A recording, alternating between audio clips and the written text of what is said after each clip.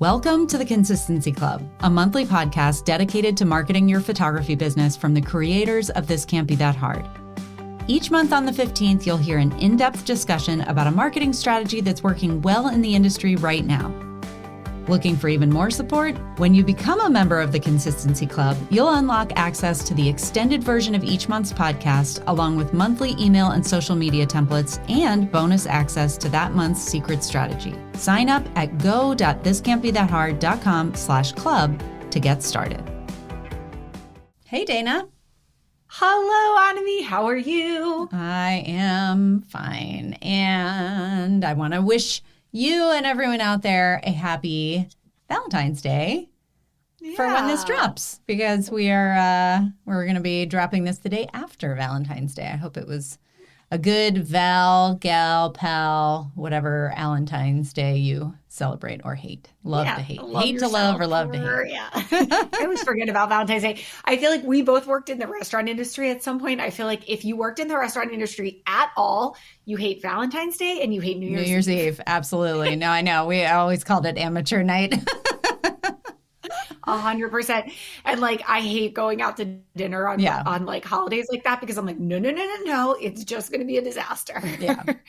Well, and I don't typically really celebrate Valentine's Day, except that it is 2 days before my older son's birthday, and he's turning 18 this year. So, it's always like I'm getting, my two kids' birthdays are around like the candiest holidays. So it's Valentine's Day and Halloween. I guess if Easter could be another one, but like it's just always such a sugar crush in our house around that time. That's tragic. I feel so bad for you. I know. You should feel bad for me. It's really a drag. Oh my God. The other day though, I just got one of those Valentine's candies that's a white chocolate, and it had like the pink little like whatever things in it. And I was like, I ate that. I was like, this is so gross. As a kid, I loved white chocolate. Totally.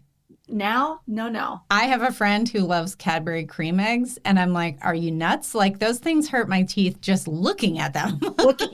I know, but as a kid, obsessed. I know. Oh my gosh. And I will, for the record, say that my friend who loves them is an adult. So she's just got a real sweet tooth. We digress. This month was a funny one. Like, we did all of our planning essentially for the year of Consistency Club last fall. And we put Valentine's Day, or rather we put March's plan together with this like, okay, we're going to really be kind of leaning into here comes the pretty season. We want to like build engagement. Obviously, we're always looking to build trust. That's the whole point of email marketing, and social media is like, becoming a real human to people. But our whole plan for March and our content for March was like, we want to get people clicking. We want to make some videos for people that like showcase our personality and they can see our face and hear our voice and all this other stuff. And then like, here comes 2024, and I'm sure this information was out there before, but I didn't know about it, which is all of the Google and Yahoo business that has happened with this major new level of email spam prevention, basically. Yeah. Dana, I know that I have been talking about that a lot because I have been like down in the weeds trying to get all of our emails ready for that. But like, did you hear about this independently of This Can't Be That Hard, or? No, I mean, I think it not as a private consumer. Like right. it came to me as a business owner, like, in the world of marketing. And so I'll just pause for those of you who are like, what the heck are you guys talking about? Yeah. So basically Google and Yahoo said, hey, starting on February 1st, we are kind of changing the way. It's honestly one of like the biggest changes to email that has happened in the past, like 2 decades. Yeah. And what they're doing is saying, look, before the onus, I guess, was like on the receiver to set up their spam filters so that you didn't like get a bunch of spam. And like, we all know that works to varying degrees. I mean, right. I still get spam coming in, even though I mark it as spam every time. Right. Like, how are you getting through? And so basically they changed, this is like very top level. They basically changed it so that you as an email sender, the onus is now on you to prove that you aren't spam before Right. your email can be delivered. So do you want to talk about a little bit more about like the technical side of that? Yeah, I am like 100% not the technical expert on this. I did spend a lot of time working on it for both my photography business and for This Can't Be That Hard. This stuff does not come super easily to me. And so I felt like I was wading through mud. If you haven't done anything about this yet, there is still the opportunity for you to do that. Like now is better than not now. And so we're going to link, I actually found a blog post by a photographer of all people. And I say of all people, not because I don't think photographers have the ability or the knowledge or anything else to write about this topic, but of all of the resources that I, Googled and found and all this other stuff, this one that I came upon specifically because I was looking for how to set this up with both Dubsado and PicTime. So that came up. This one was the clearest for all of it. Like I wished that I had found it first. It's very step by step. It's very user friendly. So it's a photographer in the UK by the name of Steph Donaher, Donaher. So it's StephDonaherphotography.com. I'm going to link it in the show notes. The slug on it is fix-emails-spam. But basically what it does, and this email, or this blog post rather, was written before all of the Google Yahoo stuff. This is just like good practices for how to get your emails delivered. Now it's essential practice. So the basic ones that you need to make sure that you have taken care of are SPF, DKIM, DKIM, and DNS. So your DNS, DKIM, and SPF settings, and all of that is handled using your domain. So if, for me, it's thiscan'tbethathard.com, which I have on Squarespace. So I am adding all of these like DNS records and stuff inside of the like back end of Squarespace.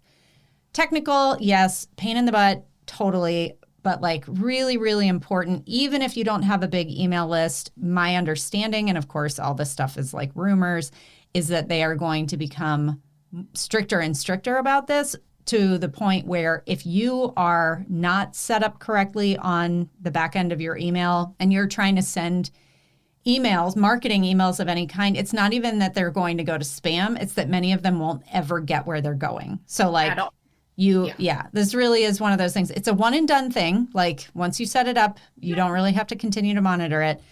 Go to Steph Donaher's blog post. There are other, if that doesn't get you 100% of the way there are a lot of resources out there. So we're not going to belabor that point. It is important.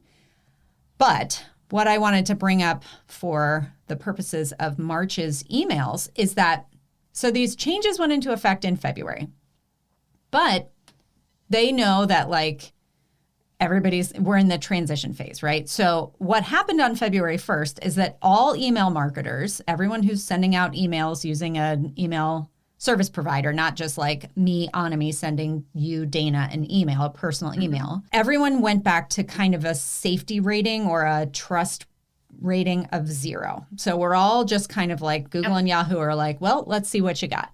And so they're going to be tracking over the next couple of months to see, like, are you sending high quality emails? Are they being opened, et cetera, et cetera. Once you have the sort of technical side of things, the goal this month, more than ever, it's always the goal, but the goal this month in particular is to make sure that you are giving people a reason to click and or hit reply to your emails. So click a link in your email or hit reply to your emails. And that's what we are going to focus on helping you do in your email this month. Well, I would back that up and say, number 1, just open them. Number 2, click. Number 3, reply. Those would be like our 3 things.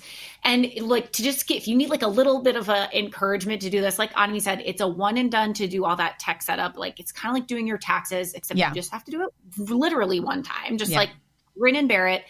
But also, like she said, we're all starting over at 0. So this is like such an opportunity, you guys, to get ahead of everybody else. Like get out ahead of all the other people who either don't know about this yet or haven't fixed their email settings.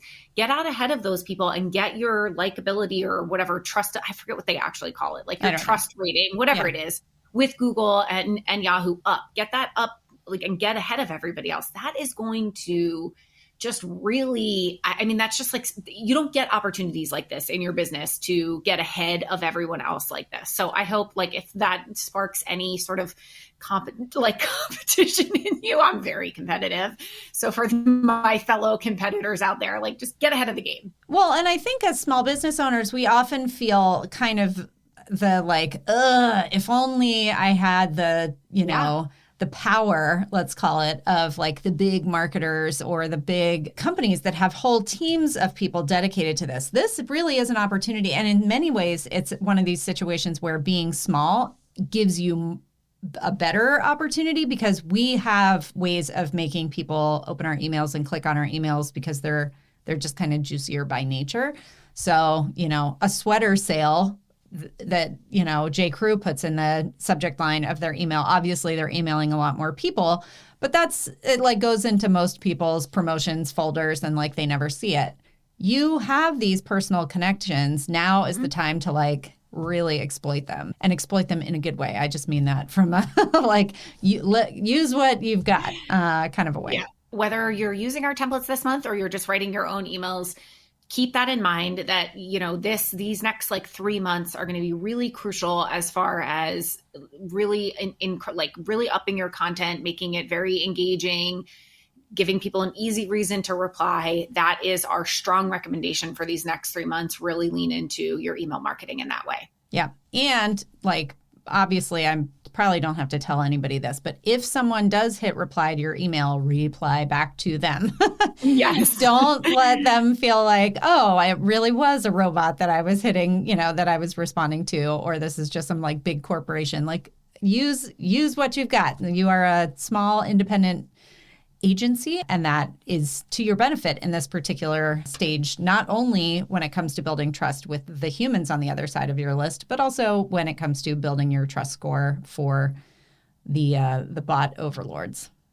Yeah, like if you think about it, I mean, when I get an email, you know, when I wake up every morning and I have like 10 emails in my inbox, right? And like, you know, I'm like, oh, the New York Times, like I know those are big corporations. Yeah. But when I get an email from a friend of mine who owns a small business, it registers in my brain in a different way. I'm like, I know my friend Stacy sent me that email. Like, I'm like, I know. So I am more likely to open it. And that's because she has built that trust factor with me. Yeah. So that's the second part of this is, you know, really remembering that part of your job is to remind people that you are not J. Crew. You are not the New York Times. You are a small business. You are a real person on the other end of, you know, the computer, and that you just want to start creating that little bit of a difference in people's mind that when you send an email, it is a little bit more personal. You know, it's not just like, you know, getting junk mail in your mailbox. Like when you get a nice wedding invitation or something, you're like, ooh, let me open that. So totally. That's the vibe. That's kind of what we're going for this month.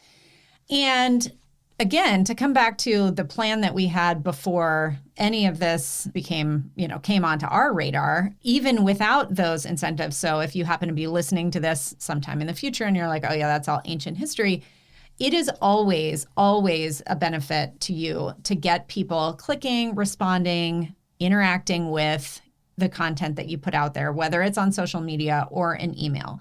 But this particular time, as we, not necessarily this year specifically, or this like February 1st / May 1st deadline, but the pretty season, we always want to be thinking about what external factors can give our scarcity in our marketing a little more bite. So you can always say, I'm running a sale. We're having a sale this weekend. But when you give someone a reason, like I'm having a Labor Day sale or I'm having a Black Friday sale, then people are like, oh yeah, it's Black Friday. That's an authentic short-term opportunity. It's not Black Friday. It's not Labor Day right now.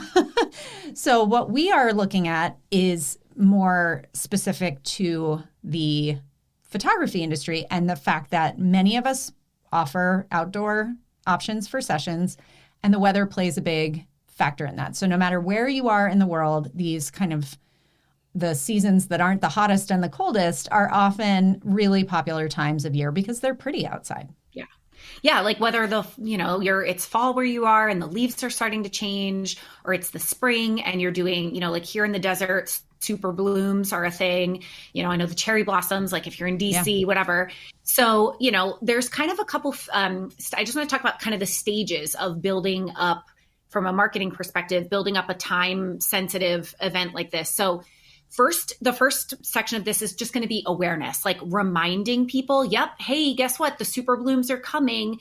Maybe if you have photos, if you do these kind of, I'm calling them pretty season sessions, if you do them every year, you start sharing more of those images. You're like, oh, remember how pretty it is when the leaves change? If you're coming into fall, it's like everyone's really craving that pretty time. So you're building awareness, right? Then you are being like, okay, it's coming, and you can start in the next phase, you can start to build your wait list. So that's when you can like get people like, oh, now they're remembering about it and they want to get on your wait list. And then you're going to actually start booking your sessions. And then the last one is like showing off, like close that loop for them and show off all of those really beautiful sessions that you got, so that people can even have FOMO from last year. I have FOMO remembering of like last spring, there was super blooms everywhere here in the desert, and we could not get it together to get photos taken. And I still have FOMO about it because I like remember seeing, the build up to all of that through like getting on the calendar and then like missing out on it, but seeing all the photos afterwards. And that marketing is still working on me today. Yeah. Yeah.